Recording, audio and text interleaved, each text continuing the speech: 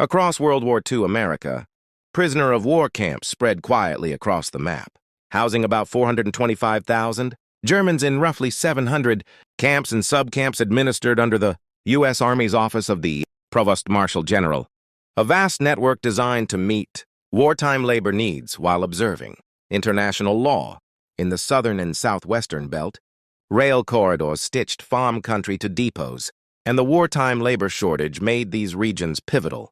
Harvest schedules, freight timetables, and county roads determined where work details could move efficiently and lawfully. Texas emerged as a centerpiece of this system, with base camps surrounded by halos of small branch camps near farm belts, ultimately holding tens of thousands of Axis prisoners, most of them German, by war's end. Major hubs like Bowie, Hearne, and Hereford served as dispatch points to branch camps, with seasonal rotations to rice fields, cotton harvests, peach orchards, and timber tracts that matched labor to ripening crops and shifting contracts.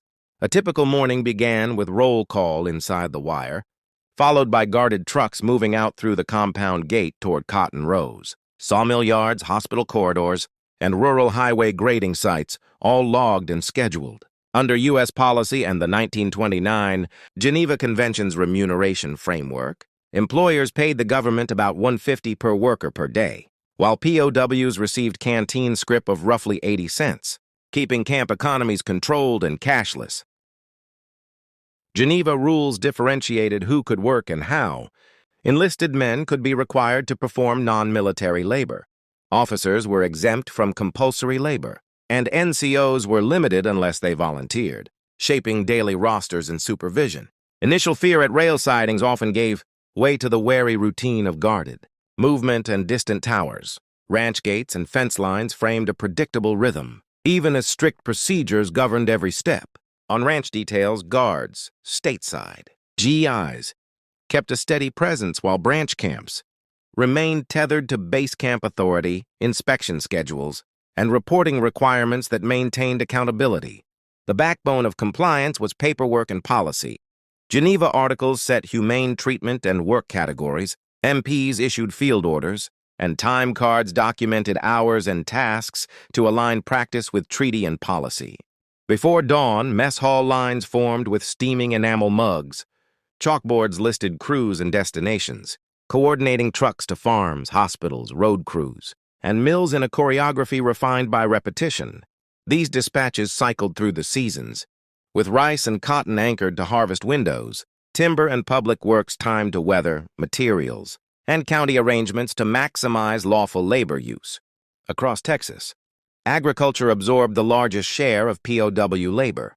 Rice paddies under the sun, cotton bowls close to bursting, pecan orchards in ordered rows, pine logs stacked, and graders pushing gravel on rural roads. Hospital duty fit within permitted categories.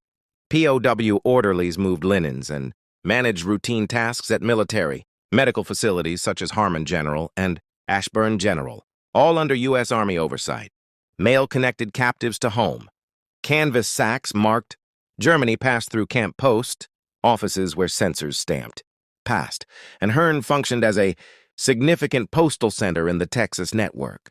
Red Cross parcels, soap, chocolate, socks, writing paper, supplemented rations, while scrip and coupon books maintained a closed canteen system that met daily needs without circulating cash. Those parcels laid open on tables beside chits and coupons told a controlled economy story, relief from abroad, routine comforts on site, and the administrative logic of a wartime camp system.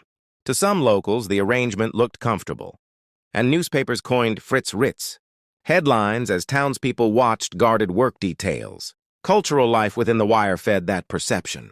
At Camp Hearne, creative energy surfaced in a garden fountain and a waist-high castle replica, a barracks stage with painted backdrops, and football matches on packed dirt, all within a watched perimeter. Yet rules structured every night, bilingual notices posted standards, spotlights tracked fences after dark, MPs paced the corridors, and locked doors reminded all that captivity under law was still captivity. As seasons shifted, arrows on the map reversed. Small dots of branch details folded back into base camps like Bowie, Hearne, and Hereford, with deuce-and-a-half trucks running at dusk. When the war ended, the long road home began by troopship. Many passed through British depots and even did post-war labor in Europe before final. Repatriation extending into 1946-1948. Ledgers, OPMG stamps, and monochrome. Panoramas of barracks and towers captured. The scale and order of an administrative enterprise balancing. Manpower demands with treaty obligations. Humane treatment clauses were repeatedly emphasized. And comparisons to GI barrack standards for food and shelter appeared in assessments that evaluated compliance with Geneva's requirements. Scholarly work and diaries describe a captivity that was orderly, constrained, sometimes resented, yet frequently remembered for fair treatment. Structured work and the routines that shaped memory. At sunset, the wire hummed in the wind. Horses grazed beyond the fence, and long shadows marked returning work crews. The quiet matching a system that ran with bureaucratic precision. In Hearne's traces, the gate marker, the memory of the mail room, the echo of the theater pit. The story closes. A chapter in a larger series that continues across archives and living recollections.